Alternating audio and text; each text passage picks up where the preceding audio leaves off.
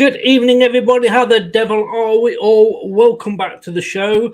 Sloppy second time tonight. We'll start off with a quiz question, and I know Brad's going to sit there and go, "Oh God, no, please don't." But I just wanted to know, when is a minute only 26 seconds? See if you can get the answer before the end of the show. This is Wednesday night. Oh, on Wednesday, I get confused. It is the prediction show with Brad, me, and of course, Fox Steve Lynex. It's time! Strap yourself in, because we're set up, switched on, and ready to go. You are watching and listening to Chris and Leicester Till I Die TV on YouTube and your favourite podcasts.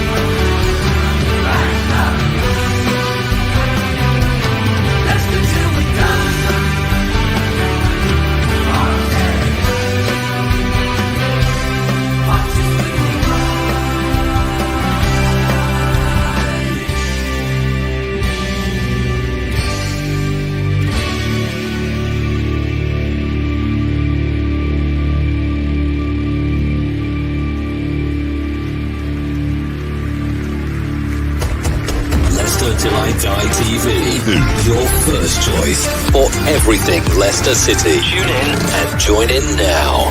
And now, here's your host. Right, Chris. All right there, welcome along to the prediction show.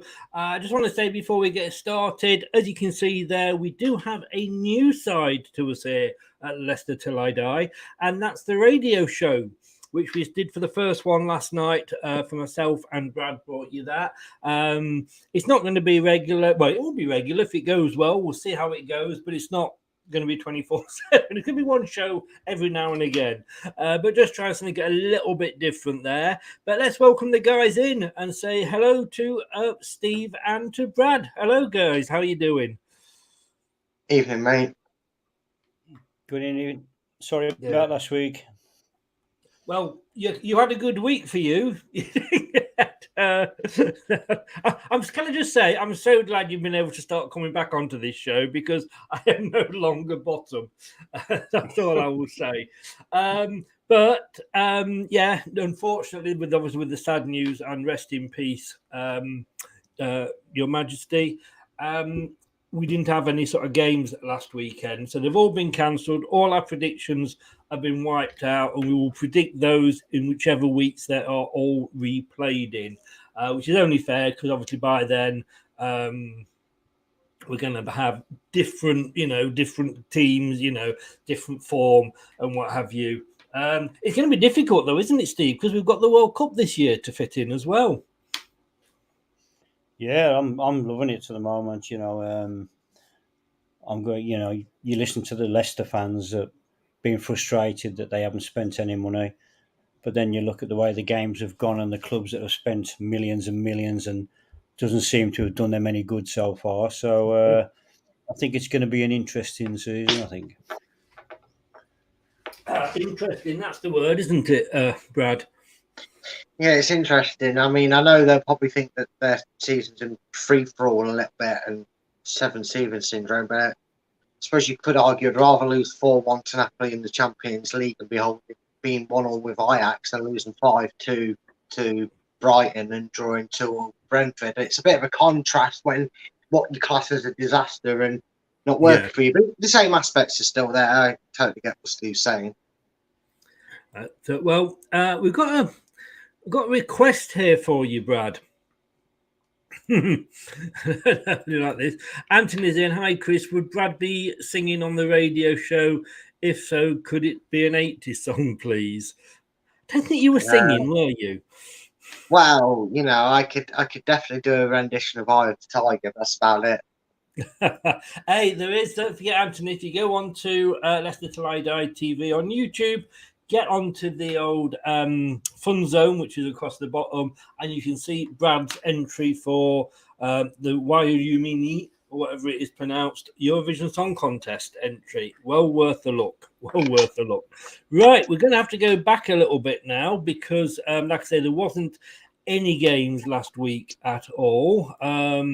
So let me just have a look and bring the games in here.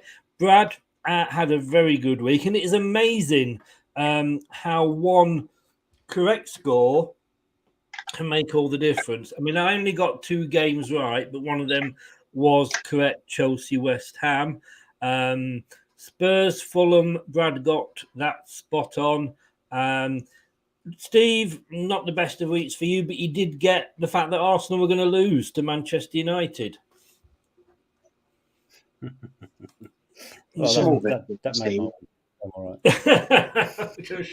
I'm sure deep down you were fist bumping when you were hearing the results coming through.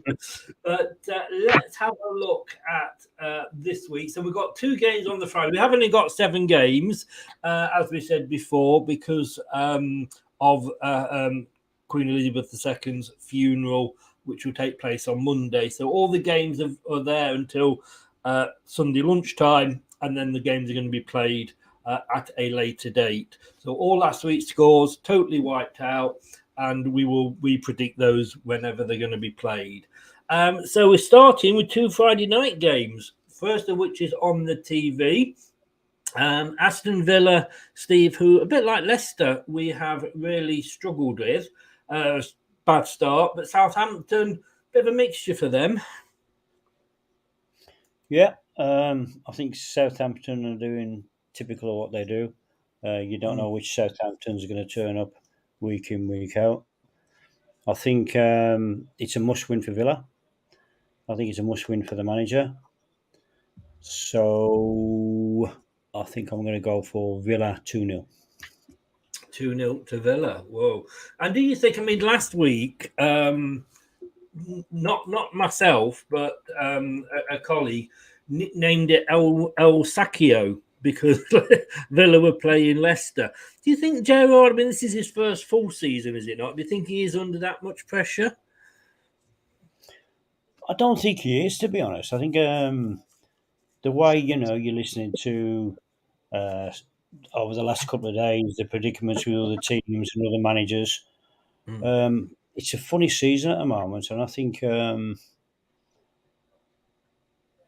it's going to do Gerrard a favour by everybody else struggling as well. I think that's what's going to be his saving grace at the moment. I think if everybody was winning, then he would be under more pressure.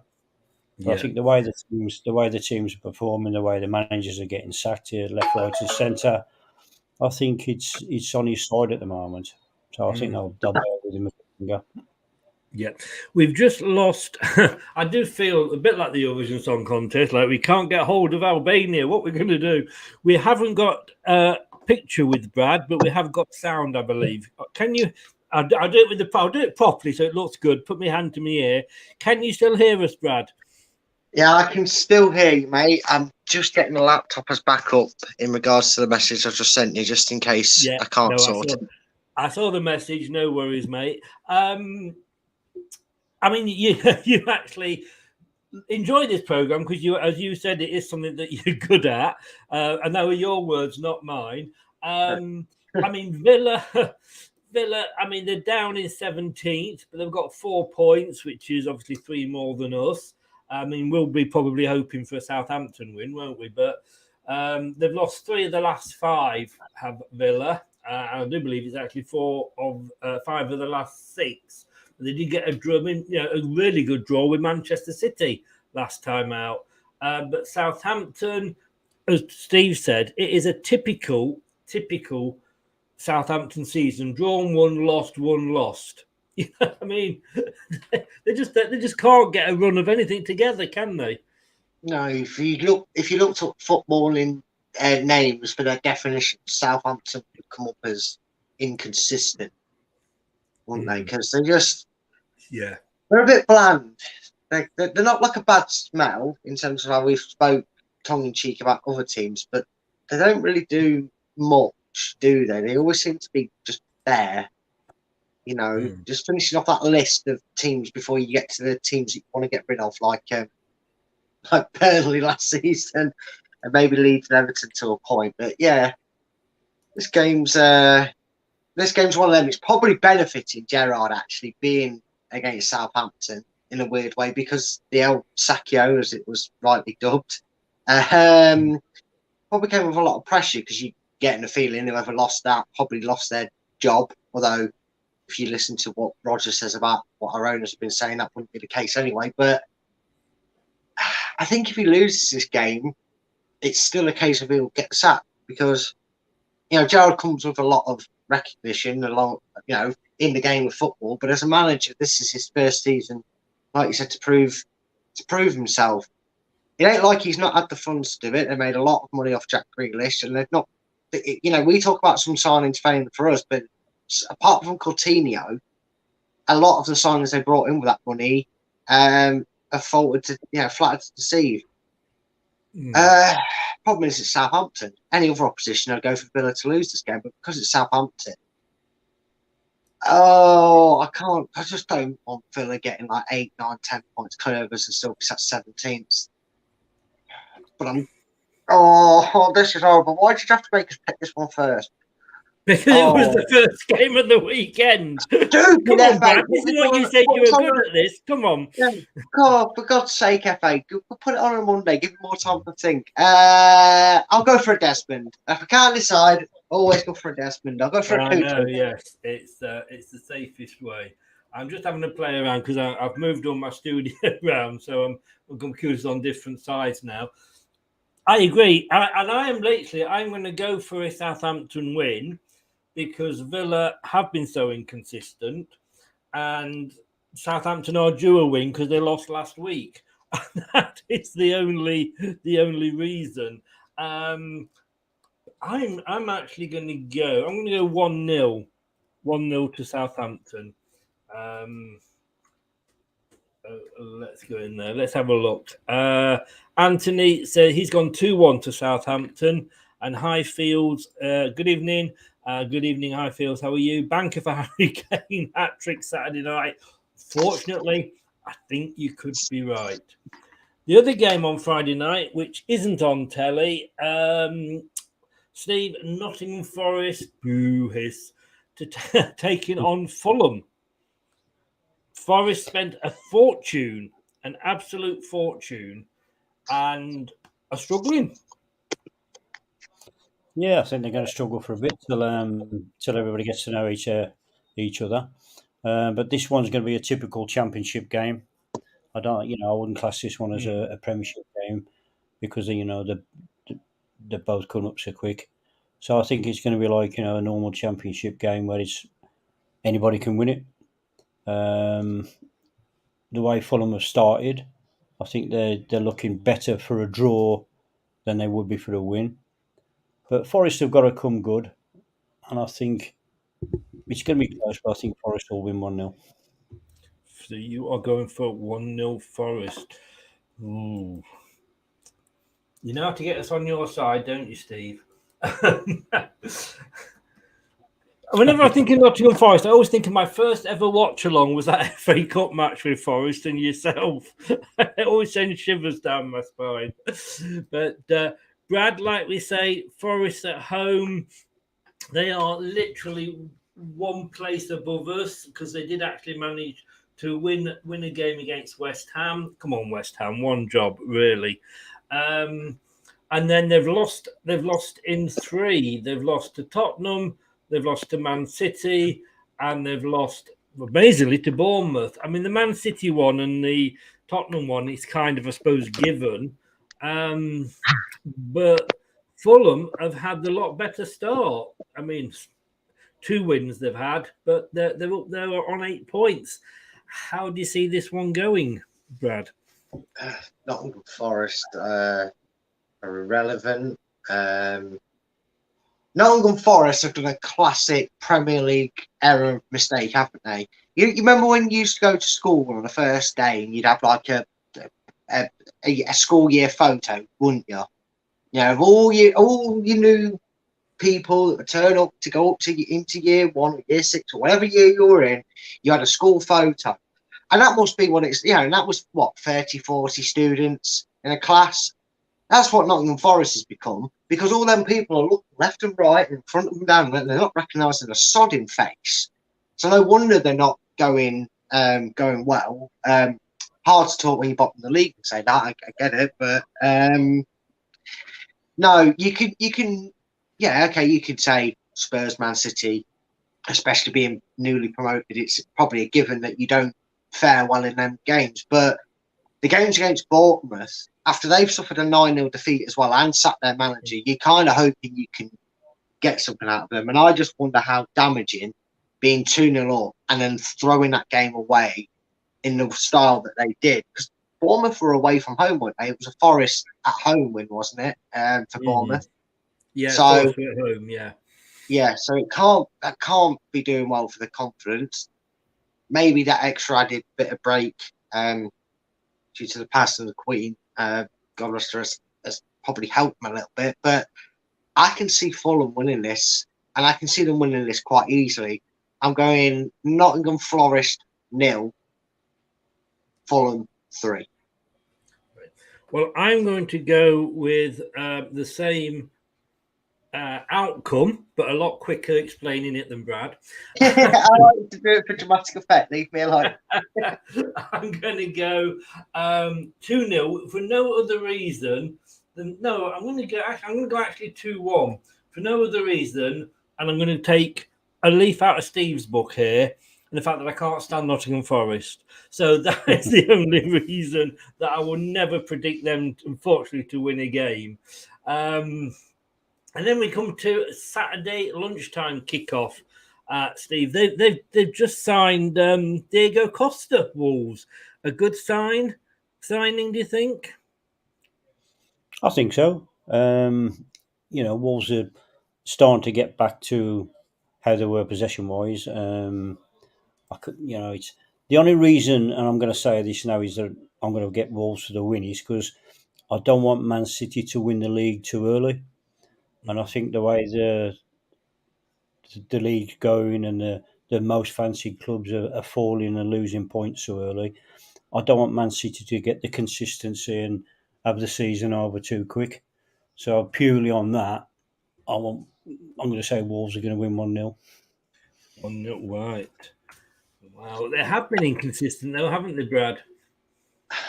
Yeah, they've been inconsistent for a while. They maybe both Wolves and the manager, the former manager they had, Nuno Esperantino, regret parting ways because it didn't work out for him at Spurs. He was already being chanted out when he arrived at White, when he arrived at Tottenham, let alone after 6 or 7 games when they finally got rid of him. But they've just been inconsistent, and maybe they're going to have.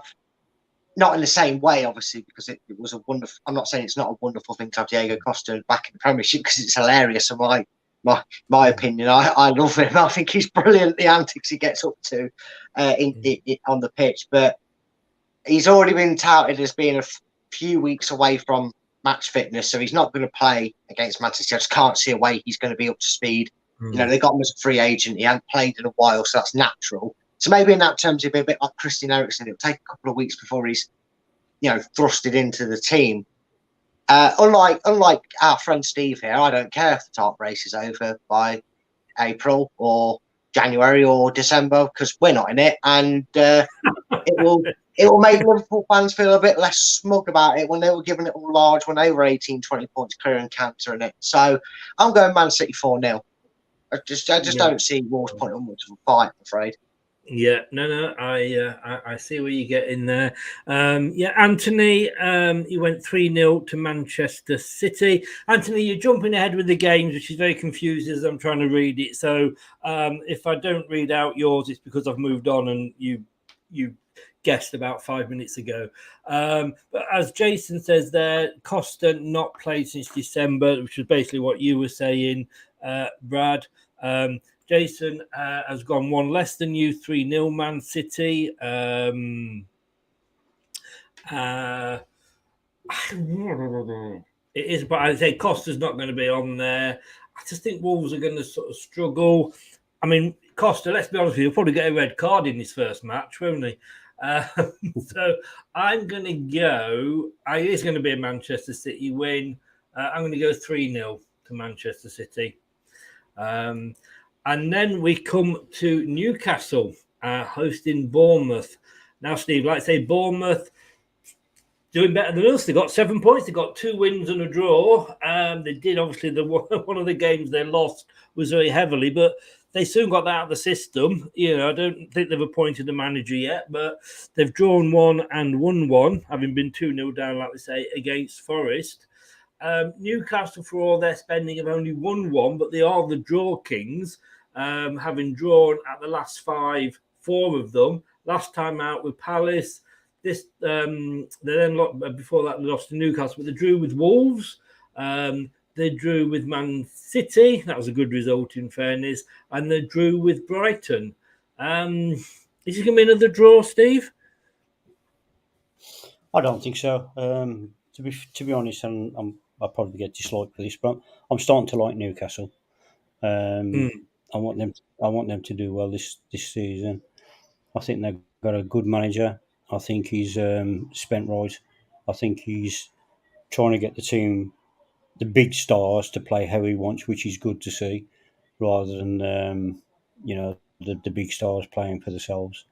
So I think this one I'm going to go for 3-0 Newcastle. Well, okay, 3-0 Newcastle.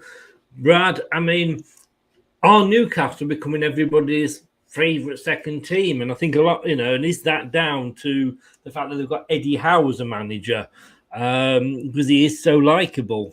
But it is at Newcastle. Yeah, it's the Eddie Howe derby, if you will, to give it a name. I think in terms of how Newcastle are going to grow as a club with their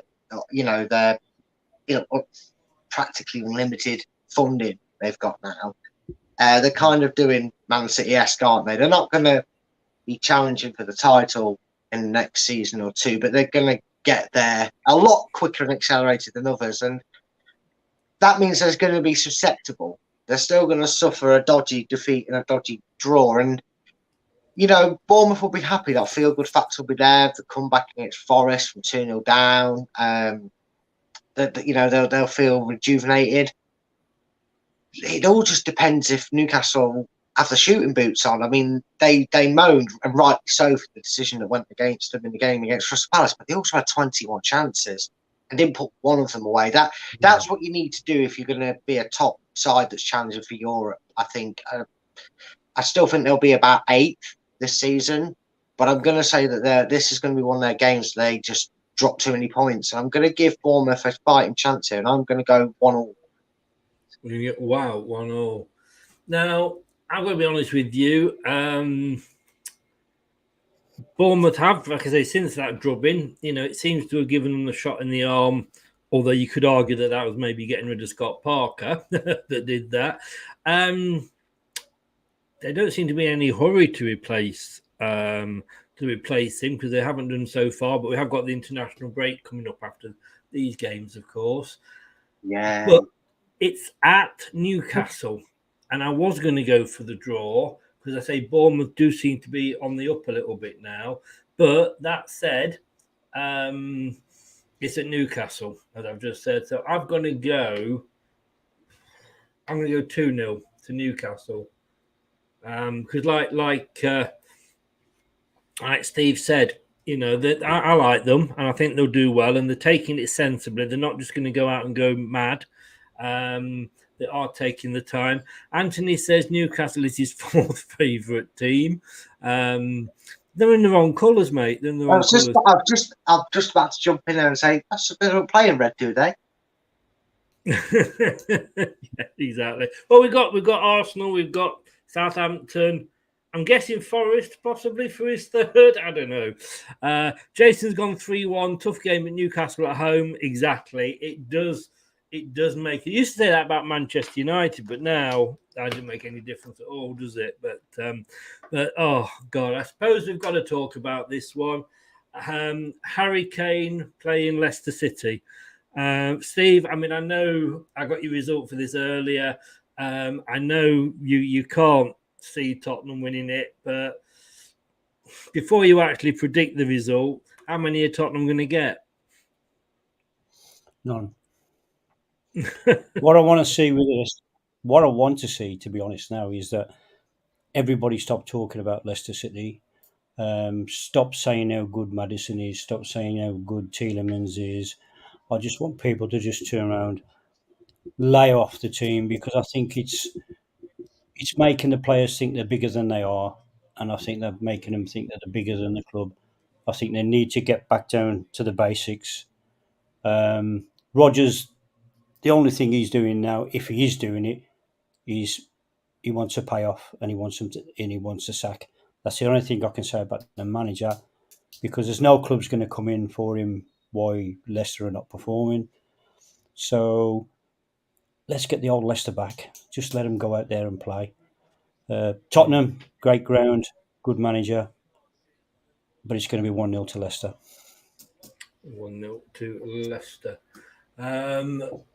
Totally unbiased there. Love it, Steve. Love it. Brad, I mean, Tottenham are having a good start for Tottenham. Leicester, I can't imagine one player is going to make all that difference. There's a good piece in The Athletic today, Rob Turner, saying, like, Rodgers, like Steve just said, that we're not going to probably sack him, but this is what he can do with what he's got. It's a very, very good piece and well worth reading. I've got to be honest with you. This, to me, even if we weren't going through what we're going through, would be a tough game anyway. But if we do lose this and other teams around us get it, that gap gets bigger, doesn't it? Yeah, and then at what point do we stop saying, don't panic, Mr. Mallorangs, don't panic, we'll stop giving it a Dad's Army treatment for those that maybe don't recognise the reference. But it has to happen at some point. And you know what? I'm going to say it. We've got to roll our sleeves up. Put your opinions of Rodgers aside. Put your faith in Rodgers aside for the game. The players, the fans, we've got to roll our sleeves up. We've got to make ourselves loud. We've got to make the game, really obvious that we've got to win it. We've got to give that support.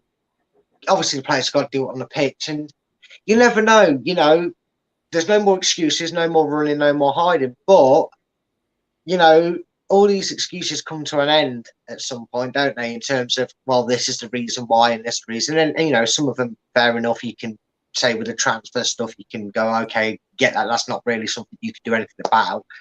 But he can do something about the performance on the pitch. He can do something about having a full defence. He can do something about turning this form around, because he is a manager that can do that if he's not lost his own faith in his own players without them losing faith in him first.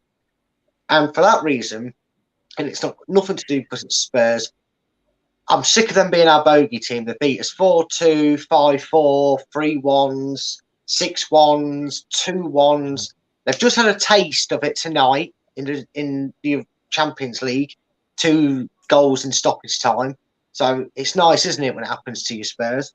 That took Karma a long time to get round to it. But just because of that, I'm going to go for Tottenham Hotspur 1, Leicester City 4. Whoa! Okay. I wasn't expecting that. I'm going to be honest with you, Brad. You can probably tell I wasn't expecting that. And I think we're going to have to go over and we're going to have to ask VAR to judge on this one. Are you sure you want to stick with that? Just mute Steve for a second so I can tell you. Just so he can't swear at me when I say I'm saying 4-1 to Leicester because I'm a Leicester fan, but seriously, I'm dreading it being the other way around. Well, I've got to be honest with you. I've just done as Steve will know, because I asked for his prediction earlier in the Fox League, and I'm so fed up. The season before, when the first season I did it, I actually I'm not sure whether I won. I think I won it. And then last season, because I stuck with Leicester all the way and we were predicting us to win every single game, we didn't. Yeah, I was pretty much, well, I was bottom. So I've decided not to do that again and to sort of go with my head rather than my heart. Now, this is a game to me that we would be losing anyway. There, like you said, they're our bogey team. I can't see us getting anything from it. My worry is because of the way the form's going. I just, I can't see it happening. What I'm looking for, as you said, Steve, is a performance. If we lose 1-2-0, but we've put a performance in, then that's all I'm happy. I'm not saying I wouldn't be happy with it. I'd want the win, but you know what I mean? It would at least show that they've got some, some fire in their belly. I mean, my worry is with Rodgers. One signing isn't going to make any difference. I mean, it will allow, obviously, indeed, he's probably to go back into the midfield, but then what happens to Samari? Because Samari is playing well. Will he have the balls to drop Tielemans and maybe play Samari and Ndidi? There's talk that Tielemans may play a more defensive role. I hope not. So Untra doesn't look like he's going to get back in the team while Evans is fixed. It looks like it's now going to be Evans and Fass or Face, however you pronounce it. Do you remember? I can have you.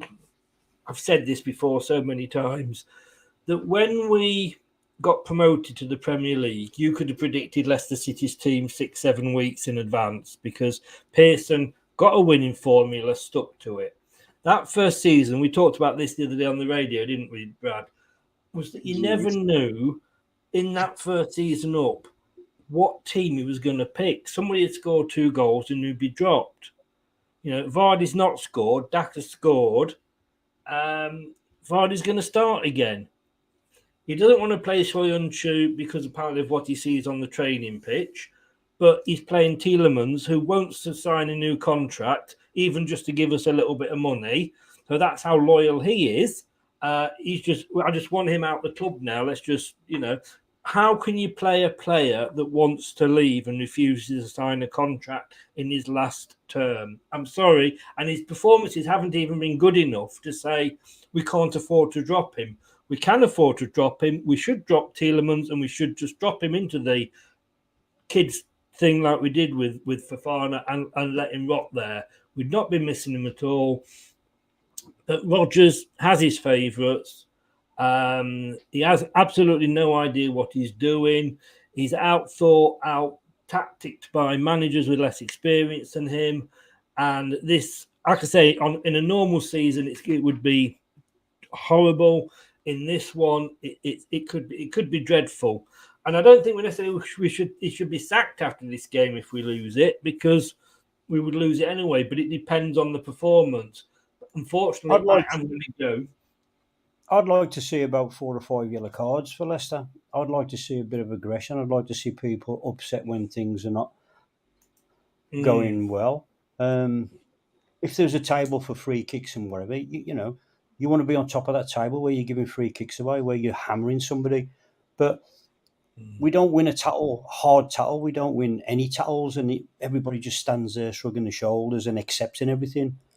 You want 4 or 5 players to say, right, I'm going to be in your face. I'm going to rough you up for a bit, but have 4 or 5 yellow cards, accept that and say, okay, let's get the aggression going. But there's absolutely no aggression anywhere from Leicester.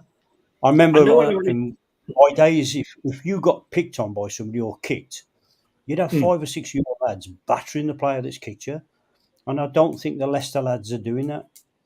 They need to show each other that they're there for each other, and the fans would accept it then. A bit of a powder puff team at the moment, and I've gone 3-0 to Tottenham, and I'm being reserved there, but I think it could be worse. But I want to get your opinion on this, Steve, because we saw last week Leicester players, and I'm not going to say arguing amongst themselves, but they were having a difference of opinion when things were going wrong. Now, one side is saying, shows the discontent in the camp. Rodgers is saying, it's good to see that, we've got a bit of fire in the belly and that, they're picking up on these things. As a player, would you ever, or which way do you see it? Let's just put it that way. Which way do you see it? The way I see it is that, like I just said, no one seems to know what they're doing. No one seems to know what role they're supposed to be playing. And that's the frustration you're getting off the players arguing on the pitch. It's not that they're arguing because they don't like each other or whatever. It's because no one seems to know what their role is and what they're doing. No one wants to take the game by the scruff of the neck and change things. We haven't got a skipper that leads vocally or aggressively. And I think that's what's showing with Leicester. And that's what I tried to say before. We've got to stop all these pundits and all these other people saying how good Maddison is and how good Tielemans are and other players when we're not. We need some aggression on the pitch. And like you say, if you come off, you've lost, you've had 5 yellow cards, lost a couple of teeth or whatever, which you don't do in this game nowadays. But that's what people would accept at the moment. Would you have had to go at a teammate in that way? Or is it showing passion or is it showing discontentment? It's not showing discontentment. It's showing the will to win, because the Leicester lads are just arguing between each other. But if you look at the body language and what they're saying, they're not saying anything that's making sense. They're not making they're not geeing anybody up to go through the next tackle or, to run faster. They're just having a go at each other for the sake of it. You need a player like Graham Souness. You need a player like Roy Keane. You need a few of the players like I used to play with, your Alan Youngs and people like that. They'd have a go at you, and once they had a go at you, knew then they had to raise your game. Yeah. And I you don't think you wouldn't argue with them. I mean, Brad, just picking up on a point that Steve made, and I made this in the post-match last week, that it's often been said Brendan doesn't have a plan B. I would question whether he even has a plan A at the moment. But in the last game, in that second half, it looked like we were trying to play plan B, C, D, and E all together, and none of the players knew which one they were playing. Yeah, and I think we've seen this before with Rodgers in terms of what he does is instead of keeping plan A and having plan B, because last year what he did is he kept us as the counter-attacking high pressing side, and as it so rightfully seemed to fail, regardless of whether it was 1-0 or 2-0, he'd swap us to plan B, which was shut up shop, everybody back, Vardy up front on his own, 30 yards gap between him and a Leicester shirt, try and see it out. And as we saw, Newcastle, Burnley, Everton, countless games, it kept backfiring on Leicester. And it seems that this season, instead of going, maybe we can't do plan B, he's just made plan B, plan A, and then uses plan A to get him out, try and get him out of jail. And it's like, you're not really understanding, Brendan. The problem wasn't plan A. The problem was plan B wasn't a very good plan B for this squad of players you've got. And it's just one of them, isn't it? It's sad to think. It's really sad to try and think it and not be able to think of another way. But you just think this is all going to end in tears between Leicester and Rodgers going forward. I hope not, but it's one of them, isn't it? I think all I keep hearing is that he's such a good manager. He's such a good coach. He gets on so well with his players, and yet we're in a position here where he's sticking the knife. He's saying, "I'm not going to pick these players," and I've told the players so they know where they stand. I've told them that they'd probably be better off getting another club.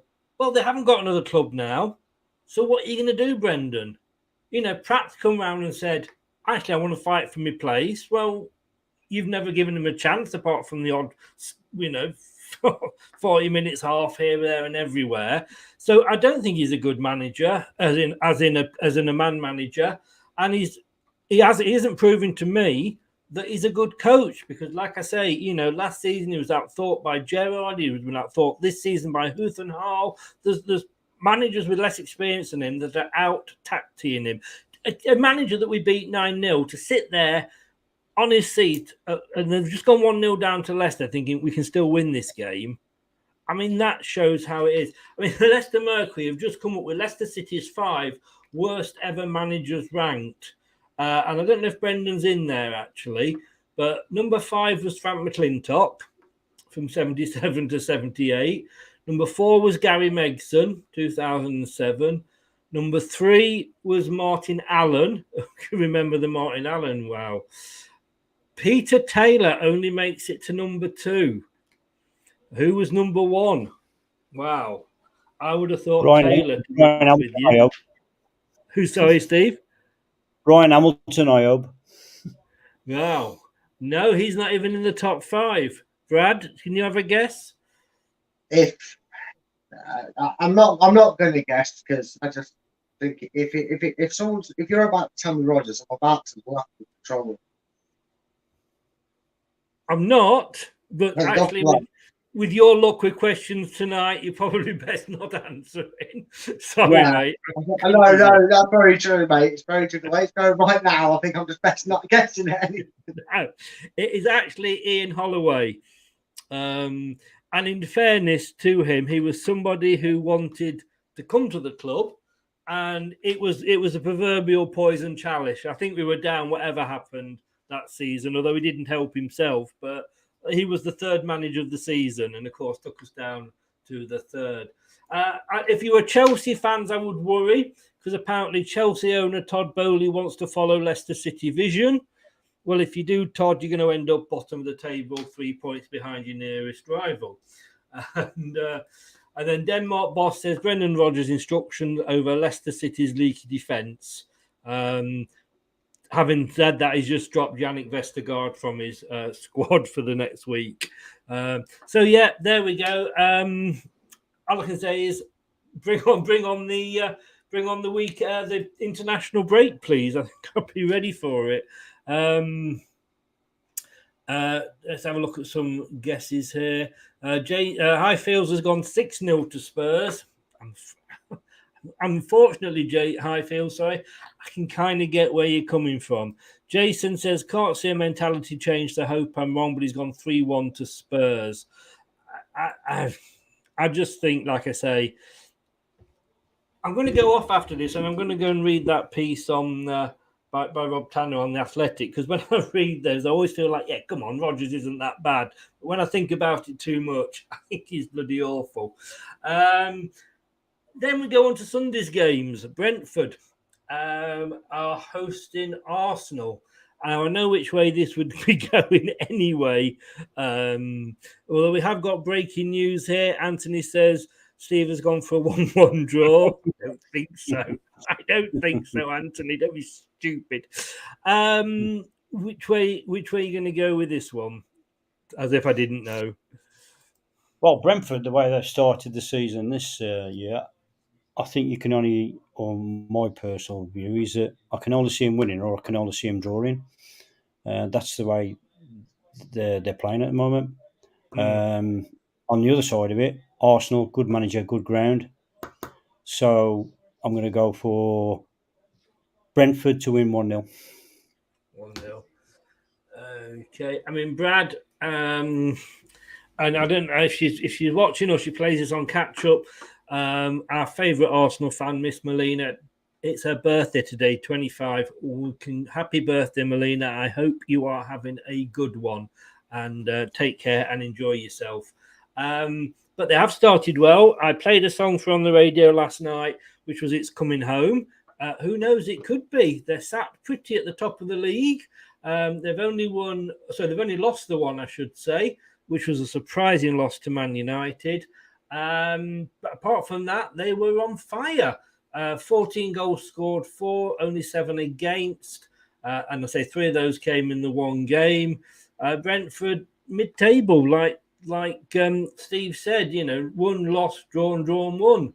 Can you see Brentford getting anything, Brad? I think they're more than capable of doing so. I mean, they upset the apple cart in their first ever game in the Premiership, didn't they? Against Arsenal. That Friday night, they were at home and they brought their fight to the table, as you would say. And look, Arsenal look really good.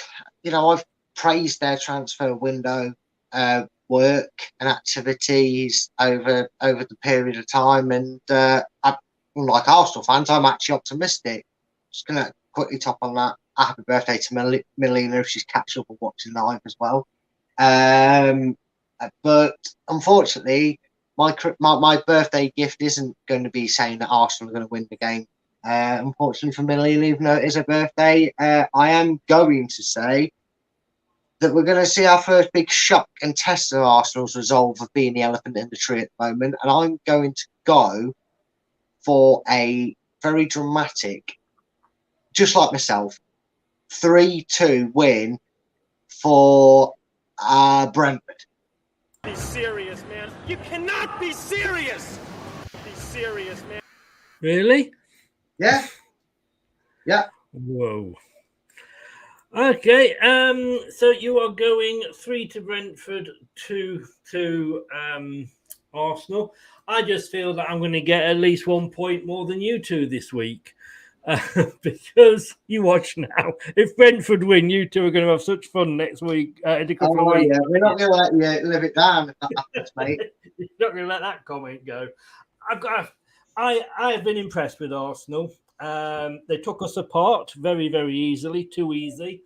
They have had some more. They have had a brilliant window.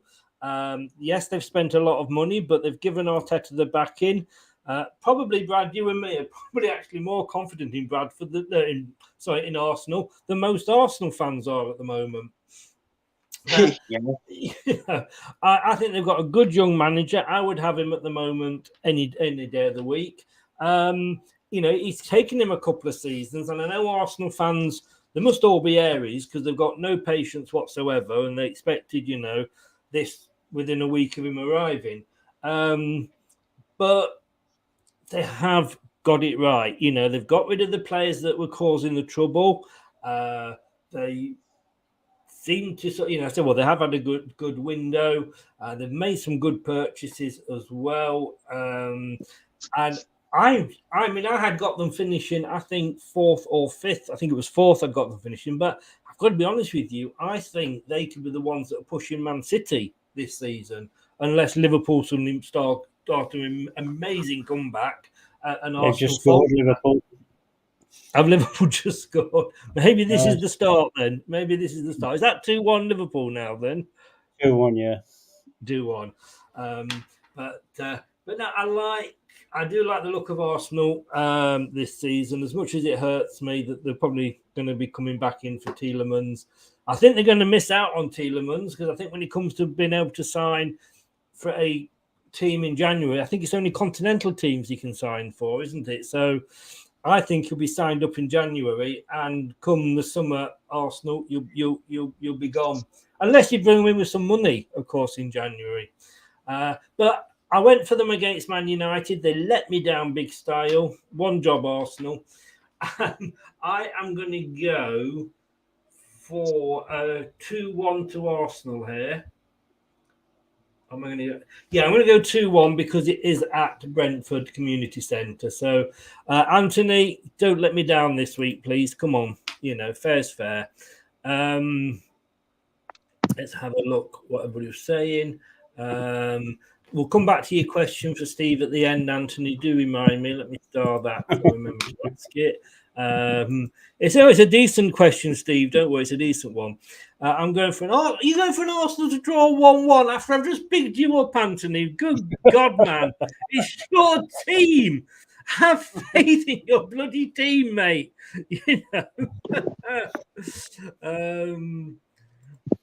I'm in Aries as well, March the 29th, so I completely know how impatient we are, Tielemans will be Juventus player, you heard. I've got to be honest with you, Arsenal, you've missed your chance because he can sign. It doesn't matter whether we say, yes, Arsenal, you come in with 10 million, 10 million and Juventus are going to pay for him at the end of the season.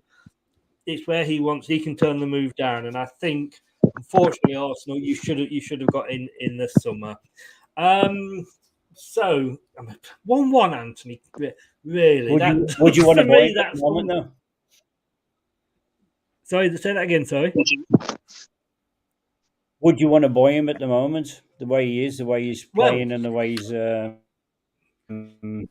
agree, and I've said he has had to play out of position for a bit, but I think it'd be. I think there's a good player in there. Distraction. Excuse me. For the other player. Me. There's a good player in there. I think Rodgers is just squeezing the life out of him. The last game, because of obviously the funeral, is the Sunday lunchtime one, not on TV, this one, but it's Everton against West Ham United. This is a real 6-pointer. I mean, West Ham, they managed to get a win against Villa. But I mean, they're having a season really that could be as bad as Leicester's. They lost to Forest, one job, like I say. They lost to Brighton. They beat Villa. They drew with Tottenham, which was not a bad result. And then they lost to Chelsea in controversial circumstances, you could say. Everton, they are 16th. They lost to Villa, and then they drew with Forest, Brentford, Leeds, and of course the 0-0 with Liverpool, which I never tend to sort of read too much into, Steve, because I think the Merseyside derbies, it's never it's never an indication of form because of the actual match itself.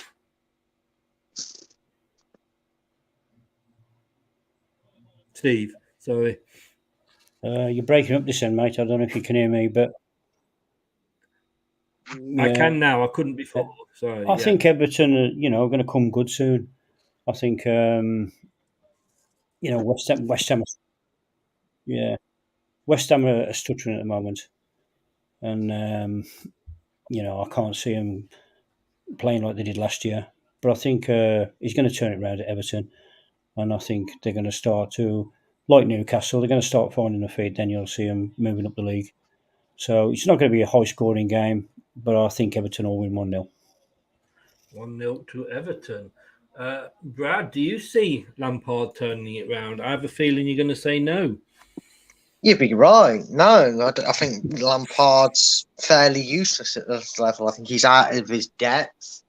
I think he's got the ability to become a Premiership manager. I've listened to some of it. You know how you, with Rob Tanner and all that, listened to more of his interviews. I've listened to more Frank Lampard talk about how he gets players going, what he does on the training ground, how he changed things up in his days at Chelsea, his limited time at Chelsea, say. I've got a bit more faith that if he takes the proper channels and maybe goes back down to the Championship for a year or two, as a couple of seasons, he'll gain that managerial option. Maybe he needs to take the Eddie Howe route, get a team promoted and work on them that way. But West Ham have me thinking that I was going to compare him to then Ranieri, because they're doing all right in Europe, aren't they? But they're not doing all right in the league, which was what Ranieri was maybe holding on to a lot longer in praying it had come good in the league. They've been a bit indifferent. Obviously, I know, like I said, they had a good win, I believe, midweek versus in the Europa League. But this is a tough one, and I've just got a funny feeling. I haven't called one, I don't think, in the prediction. So I'm going to say this is going to be a ball draw, and it's got 0-0 all over it. It's a 0-0. You've not gone for a 0-0 yet. I agree with you. West Ham, I'm surprised this season. I thought they would kick on. It's been a weird season all round because a lot of the teams like Forest have spent a fortune. They're struggling. You know, West Ham had a great season last season. They're struggling. There's only really Everton that have been consistent. You know, both seasons. This is at Everton, and I think that always does make a difference for them. West Ham. I think they've got to improve West Ham. I think Moyes is a good manager. But being at Everton, I'm going to have to agree with you, Brad, that it's going to be a draw. But I'm going for a 1-1. So there we go. And that completes the votes of the North Macedonian jury, as they say. Jason's gone 1-0 to the Toffees. And Anthony's gone 2-0 to his probably his third favourite team because of London West Ham. So there we go. We've got Villa. We split it across the board there. Steve went for Villa win, Brad a draw, and me a Southampton win. Nottingham Forest to beat Fulham. Steve, seriously? 1-0, but Brad and me both went with our heart and went for Fulham. Wolves to beat Man City. You heard it here first from Steve. And then both me and Brad were sensible and went for Man City wins. Newcastle, a draw for Brad, wins from Chris and Steve. Tottenham, you two, well, we know why Steve went for Tottenham. Brad, I think he's hoping on to dreams more than anything, like he said. And I've just gone the fact that I want a point in the prediction league. So I've gone 3-0. I'm going to be honest. Well, that's the only reason I need the point. Brentford, Arsenal. 2 for Brentford, 1 for an Arsenal win, even though the Arsenal fan didn't. And Everton, again, well, a win for Steve and 2 draws for Brad and Chris. So it will be interesting to see. Brad at the moment is breaking away. Come on, Steve. We've got to pull him back. Come on. If you start pulling me back, I'm going to ask VAR to intervene. you know, if it goes to the screen, it's going to get overturned. I'm very honest with you, mate. You with some of those predictions tonight, we needed VAR, but maybe that's why you're doing so well, because you are going for the weird and wonderful. But no, I haven't forgotten your question, Anthony. So just going back to Steve. Sorry. Oops, hang on a second. Let me get that the right way round. I'm sure that he won't mind answering a question for you, because it is, in fairness, it's nothing about Arsenal and your love of them. Let me just get it back up here. Here we go. Question for Steve, says Anthony. What manager did you enjoy playing under? I presume he means who was your favourite manager from that, I guess. I think I've got 2 or 3, to be honest. One is Johnny Joel when I was at West Bromwich Albion. The guy was absolutely fantastic. Talk about a good man manager. And then he took me to Ireland under Shamrock Rovers, and that's where he spent a lot of time with me, putting a lot of things wrong, and just getting me to play.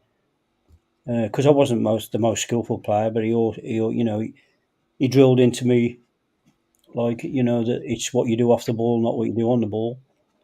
And then, but the best one I played under, to be honest, was Jock Wallace. He sold the club to me, and we had some great seasons there. We had some great lads there. But it was his passion for the game, and going back to the old style where it was bruiser football. But that's where the enjoyment was. I think if you speak to a lot of people from my generation, and that you didn't go to see the fancy football, you went to see the commitment. You went to see the tackles. You went to see the bit of a gladiator thing on the pitch. And I think that's why I can't relate too much to the modern game, because it frustrates me a lot. But when we used to play, you used to know that every game you played was going to be a battle, because it wasn't just your team that fought. It was the other teams, that you played against, and I think that was the enjoyable thing, and that's what he brought out in you, and that's why I tried to say in the show tonight that I'd like to see that back in the Leicester team, because Leicester to me has always been a team of fighters, and I think they were brought up that way, and I think especially when they won the Premiership, there was a fighting spirit there. I think Leicester will turn the corner if they do get the fighting spirit back. But I was, Gordon Mill wasn't too bad as well when he took over from Jock Wallace. But those are the three that they were good for me. Johnny and Giles was in. Carry on. Again, mate. Sorry. No, sorry. Carry on, mate. Yeah, I was just going to try and say to Anthony, it's nothing personal against Arsenal. It's just a personal thing. With the club itself, it's just a personal thing with me with Arsenal. I've totally enjoyed watching the thing on Prime behind the scenes, and I love the way he's brought out the best of Jesus. What a transformation he is. But it's just a personal thing where I can't let him win any game, to be honest. So yeah. And I haven't watched that series yet, I've got to be honest with you, but what I was just going to say was Johnny Giles. He was at Leeds, wasn't he? And there was a lot of argument that he should have maybe become manager instead of Brian Clough. Do you think he would have made a success of that? I think he'd done the right thing. I think he went to the clubs where he could learn, to be a manager. He was a nasty piece of work. He was only a little guy, but he comes from the school of Leeds United, where everybody was played the way they did. But he had the skill to go with it. His left foot was unbelievable. He could put the ball where he wanted to, and he was a guy that made you feel 10 foot tall, even though he was such a small guy. And I think that's what you need to tell up-and-coming young players, that they have to play to the strengths off the ball, not on the ball. And that's the only thing, that got me through it. Yeah. And Anthony also does say here that you're going to have to go for an Arsenal win at some point to get some points on the board. I think he'd sooner lose than actually predict an Arsenal win. And very, very quickly, if you can, and this will be the last one now, Jason's just asking, who was the best player you played with? Oh, to be fair, that one is Frankie Worthington. The guy was such a gentleman. He was such skillful, and he was a player that you knew once you got the ball, it'd stick with him, and then if you made a run, he'd find you. But the guy on and off the pitch was out of this world. Totally. Steve, it's great to have you back. I'm just thinking of the points, but it's great to have you back. Thanks very much. Obviously, international break next week, so there's no predictions, and we will see you the week after, fingers crossed. Yes, we'll do. Brilliant. Thanks so much, mate. Take care and stay safe, and all the best to your family. Cheers. Thank you. Thanks, everybody. Bye-bye. Cheers. Bye-bye. Oh, sorry there, Brad. I hope you're still with us. Yeah, I am, mate. Yeah. Thanks again very much for joining us twice today. One was better than the other. Let's just leave it at that. Where can people find you? They can find me, apart from mainly here, they can find me at on my YouTube channel, A Matter of Opinion. I'm live every Thursday. I do a show at Thursday, 8 p.m. It's a topical discussion. So if you're interested in the topic on hand that's advertised, I advertise it on my home Facebook page. But if you're on the Twitter universe, you can follow me there at Full-Time Focus. The links and YouTube channels in there, and that's where I post all my live streams on there. And basically, it's just a place for everybody to get involved and give their opinions without feeling that they're going to get scrutinised for it. It's a place I want to go for that reason, and that's why I did it. The link is in the description below, mate, guys, and it is very, very good channel. Like you say, it's one where you can actually have a open discussion, and not just about Leicester, about many, many different things. Brad, thanks very much, mate. I will see when are you back with me now. That's the point. Possibly on Thursday for the press conference. Possibly, there's a good chance of that, mate. Yeah. We'll have a chat about that probably in the next couple of days. I've got an idea about that one, but we'll see how it goes. But thank you very much for both shows tonight. You're a gentleman as always, and we will speak soon. I will speak to you soon, buddy. Thanks for having me on. Take care, mate. All the best. And you. Cheers. Bye-bye. Thanks to Brad there. Make sure you check his channel out. The description is in the YouTube description below. And do get over there. It's just a different channel, something a little bit different. And to be honest with you, that's great because there's so many things are the same.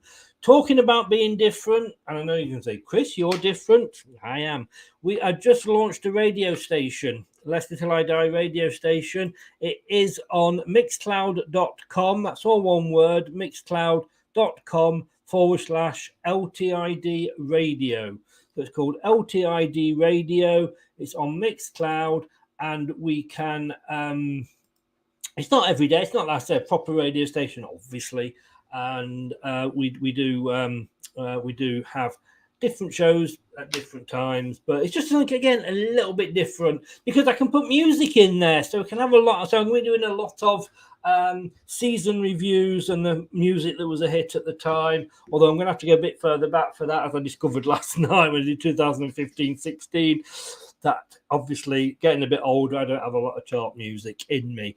And do remember to subscribe to this channel as well. David came in very late at the end there, late to the party, unfortunately. Do you think it's possible for a manager alone to get a competitive spirit into his team if there are no strong characters or worries in the team? I just think whether he's lost I said earlier, and you did miss it, David, that I do know that Roger is supposed to be this great coach, this great man manager, and he's now got two players that he told to go and find other clubs, and he's come out and said they aren't necessarily showing the best attitude in training, publicly disgracing them.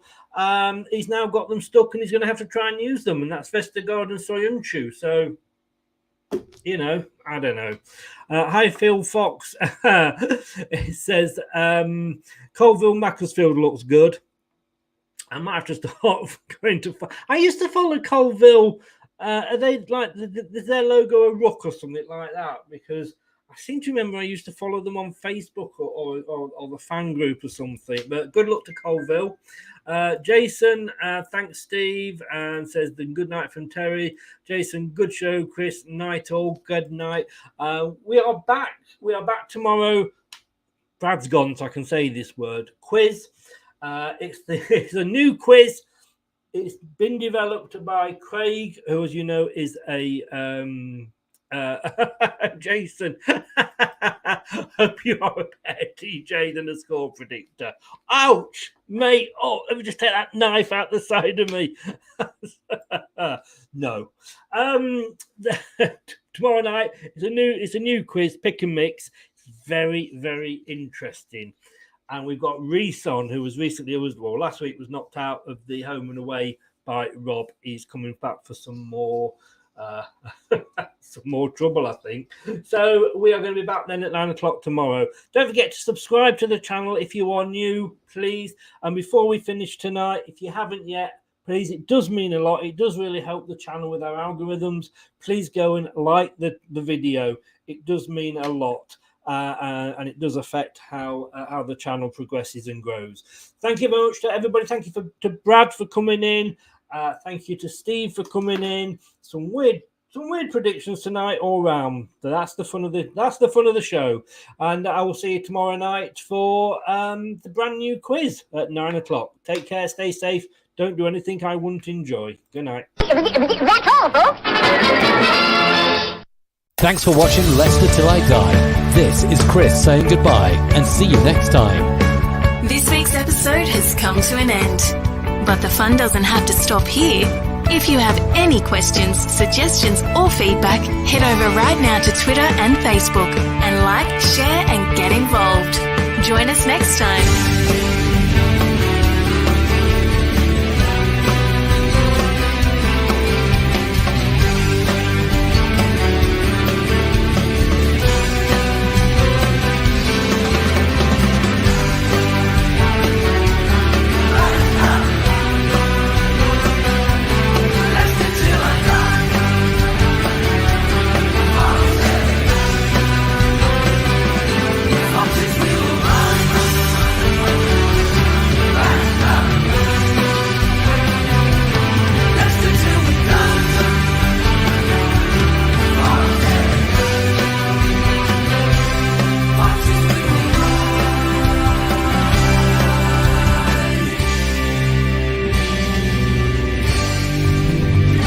Thanks for watching. These videos are tremendous. You better like them too, or I'll be back. Leicester Till I Die TV. They think it's all over. It is now.